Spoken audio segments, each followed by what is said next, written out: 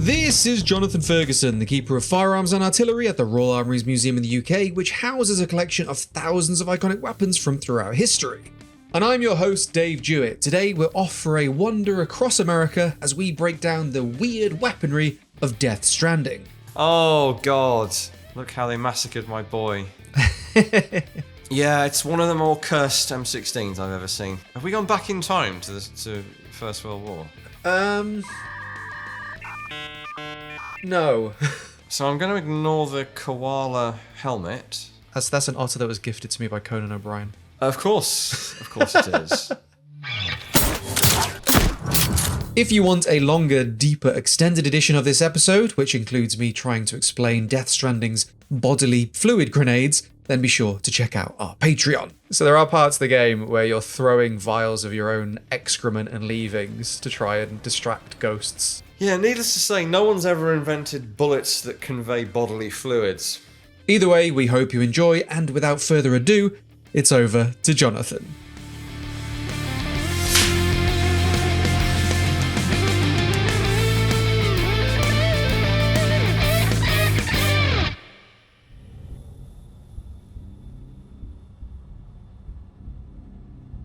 Ooh, funky. Looks a bit reminiscent of one of these standalone grenade launchers. It says, Bola Gun would imply launching a piece of wire weighted at both ends that wraps around. Oh, it says fire ropes at enemies. There you go. It says it in the description. So it seems to do what it says on the tin. Wraps some. They're glowing balls. Do we know why the balls are glowing? No, I think it's supposed to stun them. Okay. But wasn't there a real Bola taser gun that was pitched a few years back? It was like a taser system. That was a Bola. God, yes. Yes. In fact, I may have seen it demonstrated. Oh. Adding to the enigmatic lore of Jonathan Ferguson, 2 skulls and Bola. Indeed. People. Yeah, for reasons. It seemed to work as advertised.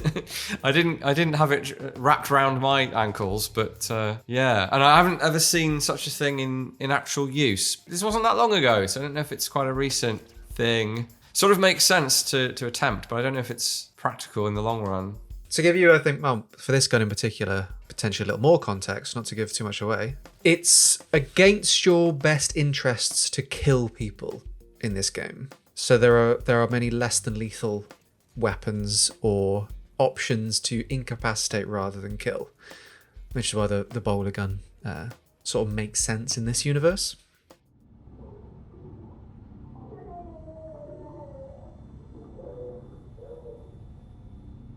Maser. I've heard of Maser before. Magnetically accelerated stroke of electric reverberation. I'm pretty sure the Maser acronym that I've heard of isn't that, but I can't remember what it is. So this is in fact a rail gun, is it not? This is basically a taser, so to electrocute and incapacitate. Microwave amplification by stimulated emission or radiation. So it's essentially a lightning gun. Well, I am a sucker for a lightning gun. Or anything that works that way, Ghostbusters, Proton Beam, through Quake 1, to some of the other stuff that we've looked at together. It seems pretty effective. Yeah, it works well. Obviously, you have to get up quite close. Wow. I think that's called excessive force. I wanted to see if you could cook a guy. Literally cook a fool. I should have been paying attention to the ammunition. Is this thing recharging, or do you have to feed it? The reloads are sort of fudged. You do have to reload it. It's just implied that it's batteries, I think. Something batteries. Yeah. Wave your hand over it. It runs out eventually. Put something else in it.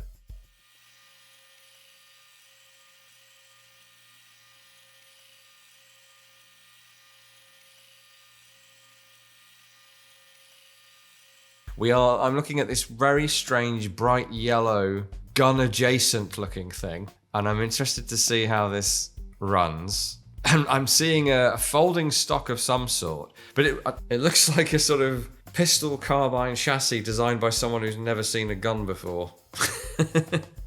It's not, there's no adjustment in that stock. There's a sling swivel, like a QD sling swivel with a button on the bottom of the stock. Maybe questionable ergonomics. It looks like we've got a big old pistol inside this. Yeah, I don't know. It's like somebody saw a picture of...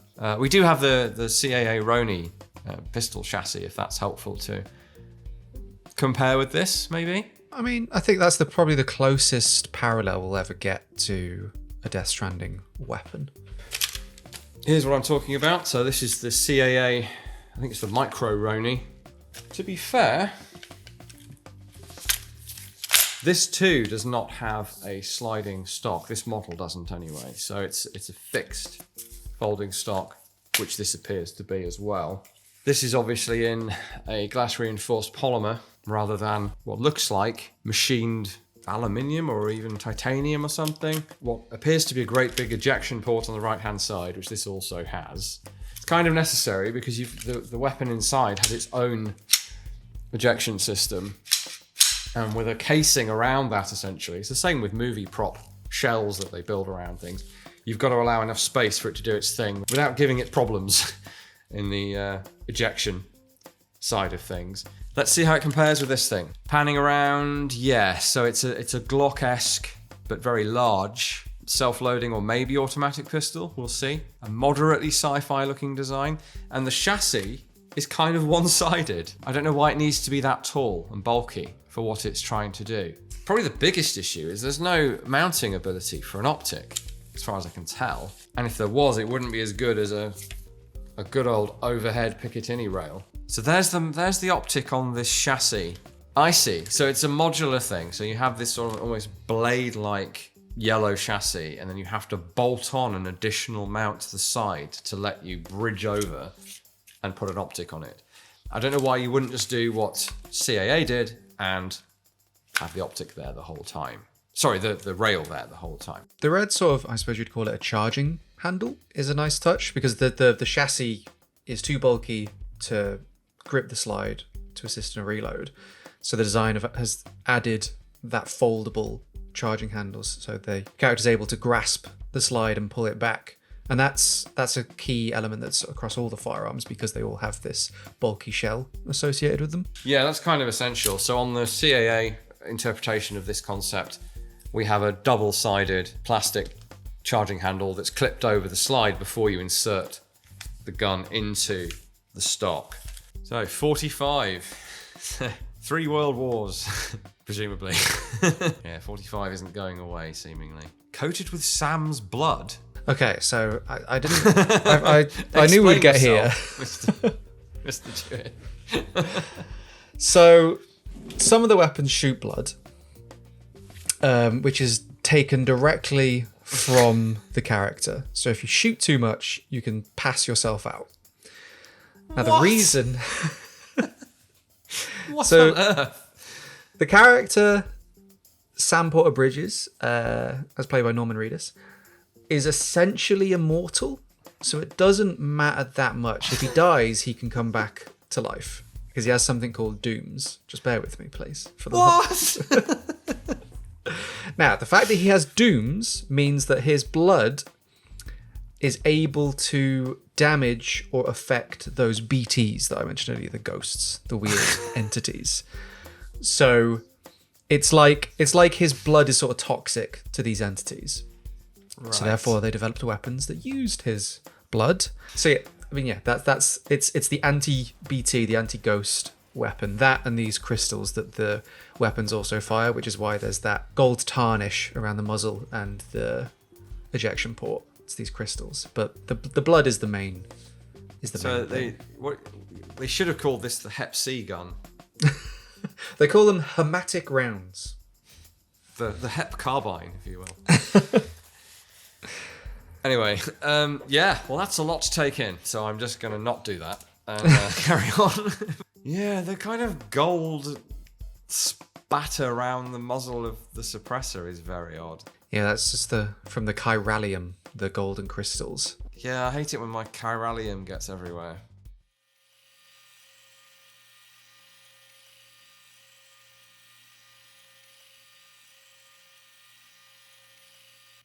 This is a really curious mixture of arbitrary sci-fi nonsense and real-world grounding. I mean, there's a lot less of the latter, don't get me wrong. But so what I'm looking at is a magazine.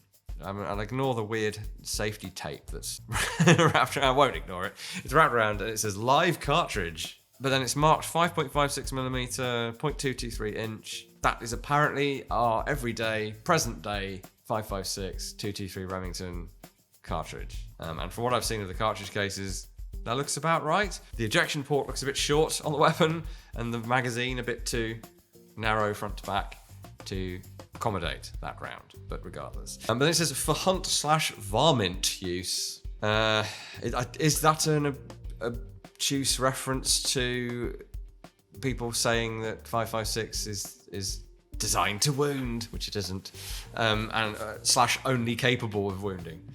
A lot of the details on the gun are related to the fact that humanity collectively was like, oh, we should stop killing each other because these ghosts keep popping up from whenever we do it. It's just a weird, I mean, safety warnings on firearms are a thing. We do see them, you know, will fire without magazine, consult manual before use, that kind of government mandated safety warning. I'm not sure why you would specifically say that the weapon is only for hunting. Is that just to try and encourage you to not shoot people with it? Kind of a bit of a soup of ideas so far. And a really weird dipped front to the receiver. Don't know why the upper receiver drops down at the top, making it a little... well, I guess that could be in line with where the barrel is. Maybe a nod to the Uzi, a distant nod. Slight hints maybe of the CZ Scorpion Evo 3... something like a BNT APC, but very, very different to either of those, really. A lot of sci-fi gubbins for something that shoots 5.56. So the rule of thumb in Death Stranding is the blue guns don't kill you. These are the less than lethal ones. So they fire rubber bullets. Which is a thing, I'm sure some of you know, in certain countries where lethal pistols are very hard to get or illegal, there are the same things. So the Makarov design is a notable one, designed to shoot rubber bullets, and they squeeze them down the bore past an obstruction that's supposed to stop you from firing live rounds. They're not great to get shot with, they hurt a lot, but they won't stop a determined attacker, and they're liable to just get you killed in many cases. So I guess if the alternative is unleashing dangerous ghosty things, then maybe we would give that a go. There's a definite modular aspect that's good. You know, we're definitely going to see more and more, and we already have, families of weapons where we try to keep... well, I say that. So far, it hasn't panned out very well. Things like the Stoner 63, where you sort of build the gun you need out of a set of parts. But at least in this reality... and I've just seen that little no ghost symbol on the side. Seems to say, don't use this against humans, and you can't use this against ghosts. Yes, yeah. I like those safety warnings. But yeah, I'm sure at some point someone will... and we kind of got there with the AR, didn't we? So they are ultimately customizable, just not in a super organized way, by one manufacturer necessarily. It's more of an aftermarket modularity. But I'm sure at some point we will reach a point where, well, different upper and lower receiver setups is certainly a thing. And you can buy those from manufacturers, or you can build one yourself and endlessly customize a weapon. That's kind of what we're seeing here in a sort of futuristic, presumably all from the same manufacturer kind of way. Yeah, the cloud of blood was a little odd. And I see you get covered in your own blood. Get covered in all sorts of stuff in this game, friend and foe. Yeah, so strange. Like atomized gold and blood. Blood and gold. Is there some kind of meta capitalism critique in there somewhere? Who knows? I will say his load-bearing harness stuff is, in theory, a really bad idea for getting snagged on things. You know, if you've ever walked past a door and got your belt loop snagged on the door handle. That makes me apoplectic with fury when that happens. Me too. It's because you wouldn't... if you tried to do it, you couldn't, could you? Immediately start cursing out inanimate objects whenever that happens. It's an inanimate object. You're an inanimate object! Yeah, me too. Me too. Glad it's not just me. I think us with our tiny British houses have a particularly hard time of that. Anyway, the extreme version of that, the hard mode version of that, is something like fighting in the jungle and having your webbing catch on something or your weapon catch on something, that kind of thing. So admittedly, a lot of this seems to take place in open. My God, that's absolutely horrifying. Which absolutely horrifying. I've forgotten what it was I was talking about. I never want to see that again. Please take it away. you don't like Lou? I'm not wildly keen on ordinary babies, much less horrifying imprisoned ones in liquid that you carry into battle with you. Really quickly, but if you're enjoying the video so far, there is a longer, deeper, extended edition of this episode over on our Patreon, plus over a dozen more Director's Cut episodes. I'm not sure how much of a selling point me showing Jonathan Ferguson Death Stranding's weird pea grenades are, but it's over there if you want it. Either way, whether you watch here on YouTube or join us over on Patreon, we appreciate you watching, we appreciate you, thank you for all of your support, and now we'll get back to the video.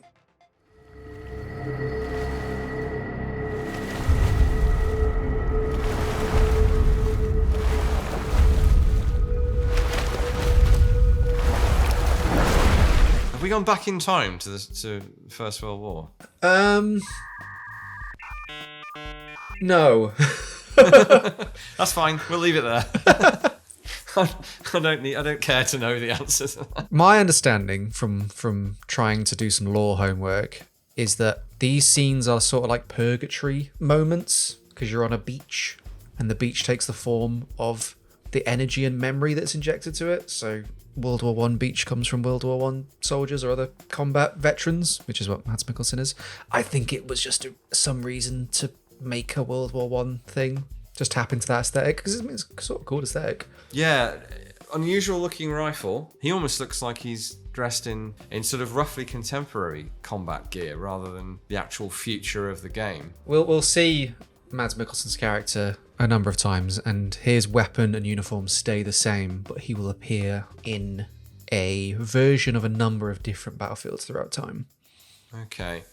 So this is a real mishmash. Definite AR-15 buttstock, lower receiver, although of course that's become standard on all sorts of things now. The whole upper receiver is, I don't know. It's not like the front. There's a front sight tower, although it's solid, that looks very AR.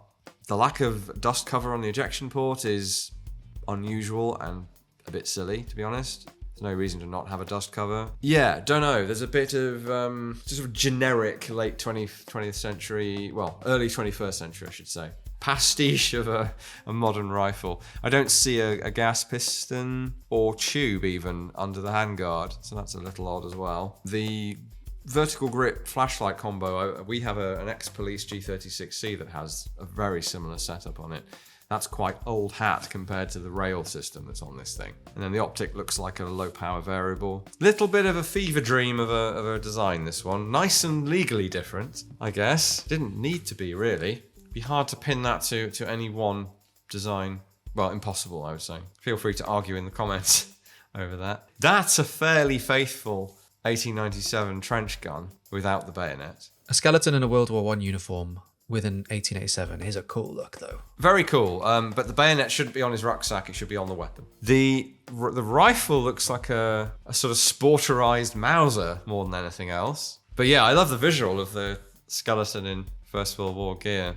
Kind of makes me wish the game was about that instead.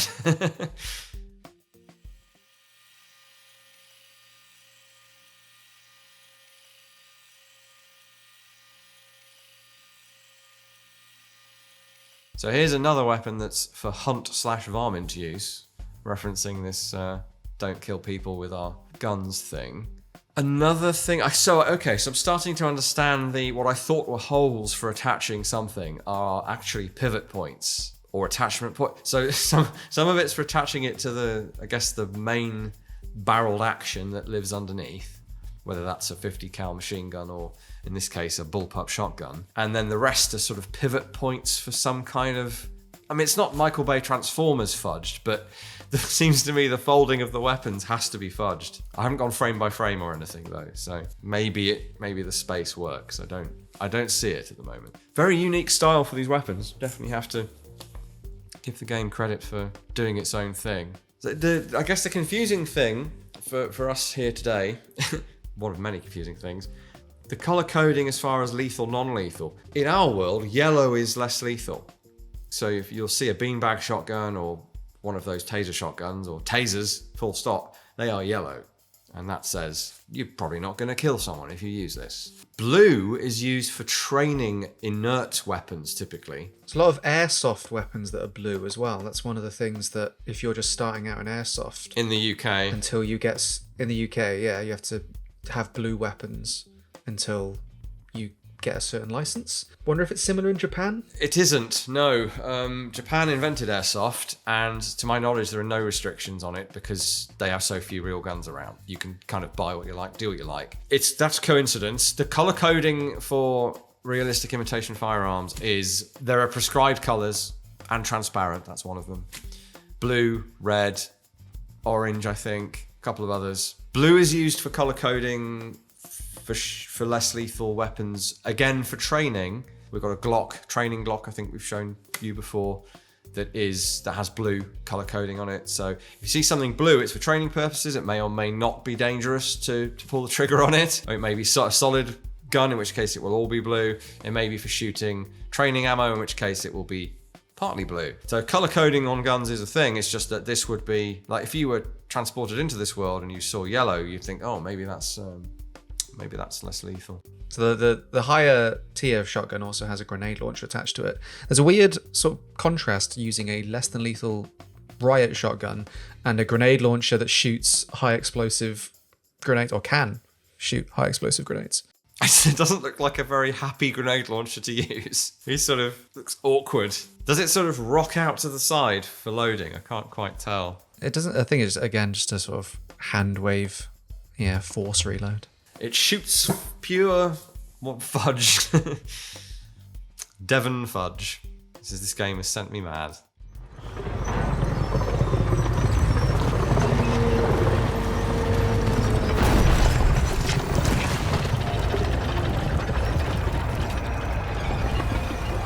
So we're in World War II now. Yeah, I gathered from the vaguely airborne US airborne kit. Right, so maybe the most I'd say the 1897 trench gun's probably the closest to the real thing. This, again, it's kind of weird what they choose to change in this and what they don't. But so grease gun, M3A1 grease gun, but instead of the standard barrel, this one has the flash suppressor on it, but instead of the standard barrel, it's got a sort of vaguely Carl Gustav or Suomi or whatever you like, perforated heat shield on the barrel, which, thinking about it, they might have chosen to include, but the whole idea of this thing was low cost manufacture. Why bother doing that when you can just have you guys grasp it somewhere else? And of course, it would never have been nicknamed grease gun if it had a barrel shroud. It already looks less like a grease gun with the flash hider on the end.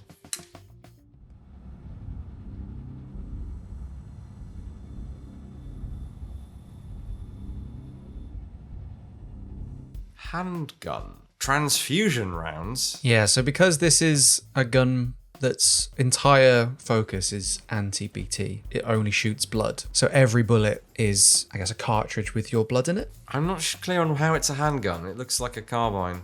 Oh, okay. So to charge up and release. There's something deeply disturbing about accidentally exsanguinating yourself by shooting your blood at people. So this is the other element of the blood system. Why is there an ad for a Norman Reedus TV show? Yeah, when this came out, there were a lot of ads in it. There was like Monster energy drinks and stuff. What sense does that make in the universe? Zero. It was just, I think, a perk that Norman Reedus got to promote his show at the time. That's awful.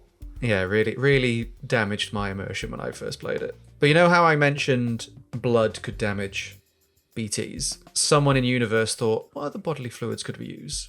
Oh no! So EX grenade number 1, guess what that's made out of? And if you could extrapolate that, you'll know what EX grenade number 2 consists of. I don't want to know about number 3. It's really weird. What the f*** is wrong with this man? This really takes away from the comparatively normalcy of a gun that shoots your blood, doesn't it? Yeah, absolutely.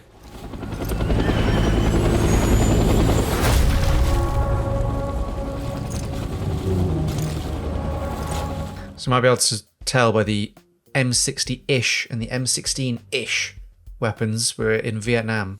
Oh, God. Oh, look how they massacred my boy. Okay, confirmation that those rifles are supposed to be ARs because they've back converted one to a loosely M16 configuration, but still with that slab-sided upper. And weirdly, with a less triangular front sight tower. And it looks like they've bodged a dust cover on. So they go from having dust covers to not having dust covers.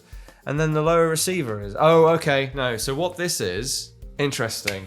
The grenade launcher on that is based on the XM148 experimental 40mm grenade launcher with its very silly extended rod trigger that extends toward the trigger finger so that you can pull it back to shoot the thing. And even the handguard is based on the integrated handguard, replacement handguard for the M16 that was for that system. Yeah, it's one of the more cursed M16s I've ever seen, let's put it that way. I can see why you would design a generic weapon for a game. I don't see why you would do that when you clearly want to directly reference the actual M16 from the actual Vietnam War, when there's no legal constraint on you just doing an M16. But people will look at stuff like this and just assume it's a legal change. And that turns out, as we know, to be more true than we realised. Often changes are made in sort of almost arbitrary ways so that there's no chance of a lawsuit or cease and desist or whatever. But when it comes to well-established things like AKs, ARs, in their US military configuration, even using their US military name, none of that's protected by any form of IP that matters for a game. Don't know why you wouldn't just use them.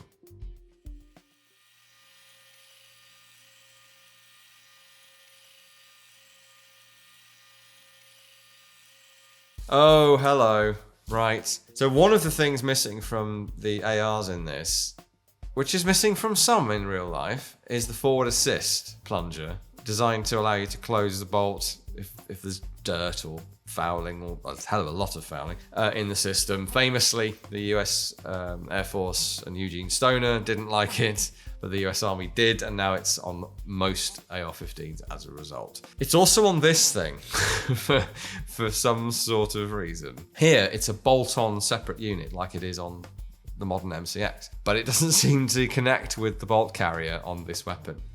So it's really just there for reasons, as the singular reference to the AR-15 on this whole weapon. Considering this is a grenade launcher as well, I'd think you'd need a bigger forward assist. Yeah, I've only just realised it's a grenade launcher. Like a Bison-esque magazine. Yeah, some sort of helical feed magazine. Weird buttstock with offset struts. It's like, again, this is the least of the weirdness with this thing. And a funky new take on a side-mounted grip. I mean, overall, it's probably one of the more realistic guns in the game. So some of the grenades that you can shoot are the traditional high explosive, the blood grenades, sleep gas grenades, and what the game calls slip grenades. So you might have been able to put it together, but that's what slip grenades do. They literally make you fall over. They create slippy surfaces, yeah. Here's me thinking it was like Slipgate or some kind of portal technology. Nope, it's basically a banana peel gun. That's 2 episodes you've mentioned bananas. Apart from all that, it still fits that niche of grenade launcher as area effect, and I mean, that's pretty funny. I won't lie. It took me longer than I'd like to admit to line up someone over a cliff edge to make them Looney Tunes style fall over. Yeah, perhaps needless to say, the grip on the side there isn't the most ergonomic thing in the world. I mean, I guess it would work, but anything on the side of a weapon is going to induce a bit of twisting motion that isn't ideal for accuracy, to say the least. That was a nice little dance you did just then. Me in the club at 3 a.m. I look forward to the GIF.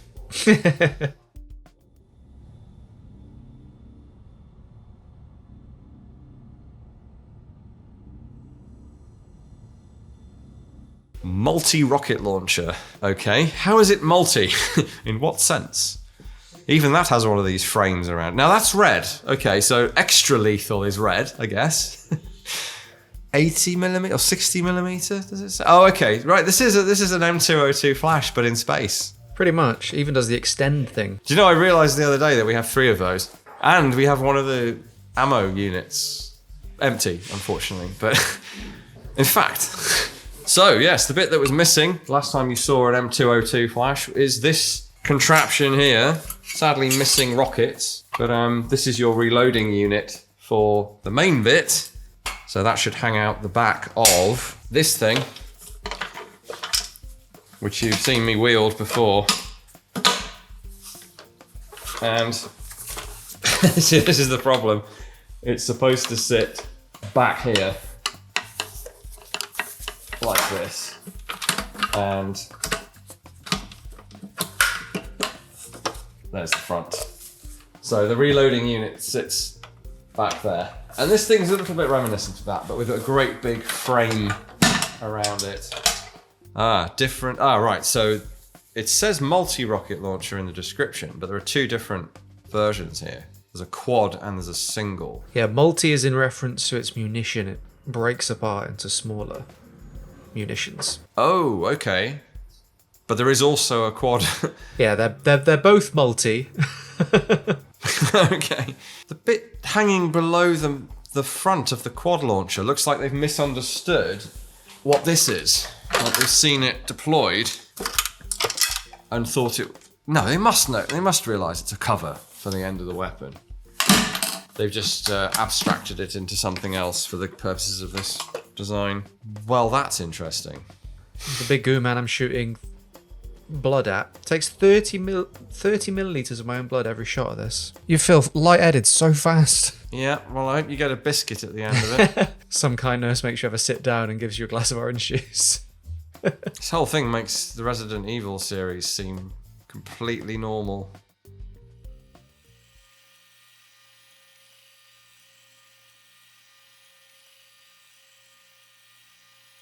Okay, purple gun now.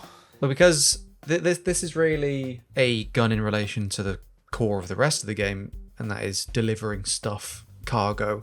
It just helps you recover, that sort of stuff. So I'm going to ignore the koala helmet. That's an otter that was gifted to me by Conan O'Brien. Of course it is. Yeah. Helps me swim better. Mm-hmm. Why wouldn't it? That stock reminds me of something. Is it on the APC-9 maybe? That square strut sliding buttstock. But with this, it could be a coincidence. So you know those sticky hand things you used to have as a kid that just you'd sort of pull back and flick forward and they would stick to stuff? It's like one of those in a gun form.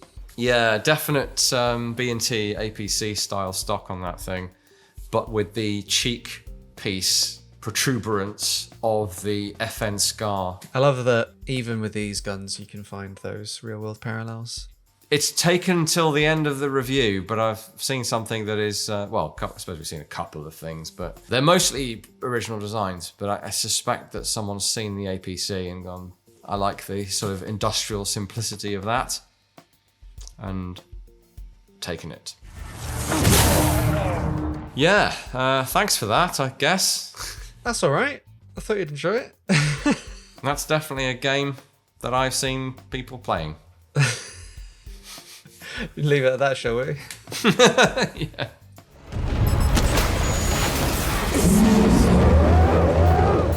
Thank you all for watching. Let us know in the comments section below what other games, movies, or anything else you'd like to see us cover on the channel. And of course, so you don't miss out on future episodes, be sure to subscribe. As always, we want to give a huge shout out to all of our supporters over on Patreon for helping make this project and all of these episodes happen. Links to support the Royal Armouries will be in the description below, so be sure to check those out and show those guys some love too. But until we see each other again in the next episode, thank you again for watching, and we will see you real soon.